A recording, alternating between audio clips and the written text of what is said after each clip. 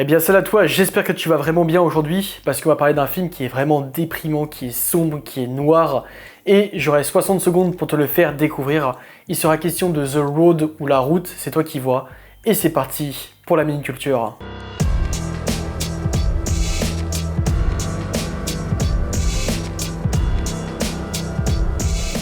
Tu dois continuer à porter le feu qui est à l'intérieur de toi. C'est une des phrases que dit un des personnages du film et c'est à peu près la seule où il y a un peu d'espoir. Donc The Road est un film d'anticipation post-apocalyptique dramatique et c'est réalisé par John Hillcoat. Il est tiré du roman du même nom qui est écrit par Cormac McCarthy qui a écrit par exemple aussi No Country for All Men que je vous avais présenté récemment. Donc l'histoire de The Road, c'est que le monde a péri. Plus de végétation, plus d'économie, plus d'identité, plus de moralité, plus rien.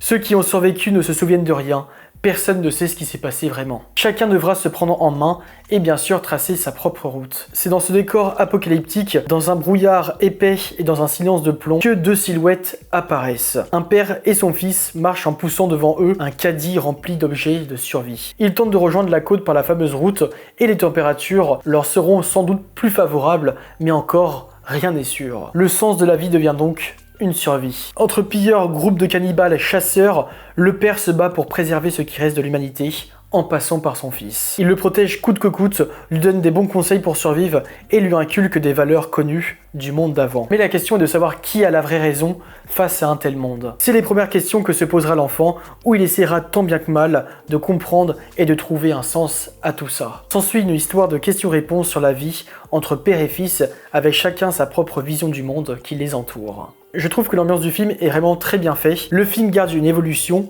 et plus le film avance, plus les décors apocalyptiques apparaissent. La colorimétrie joue beaucoup sur ça, tout est désaturé, voire même presque du noir et blanc. On va apercevoir un peu de rouge, mais c'est vraiment très rare. Donc voilà pour la forme du film, et pour le fond, c'est plus sur la question de qu'est-ce qui peut se passer, comment les humains réagiront face à un tel traumatisme, et ça, je pense que le film pourra t'y répondre, mais ça, je te laisse faire ta propre opinion. Donc, merci de m'avoir écouté, n'oublie pas de mettre un petit like, à commenter, ou même à t'abonner à la chaîne, ça me ferait super plaisir. Et donc on se retrouve mercredi prochain à 18h avec un film un peu plus good vibe, un peu plus sympa, un peu plus léger.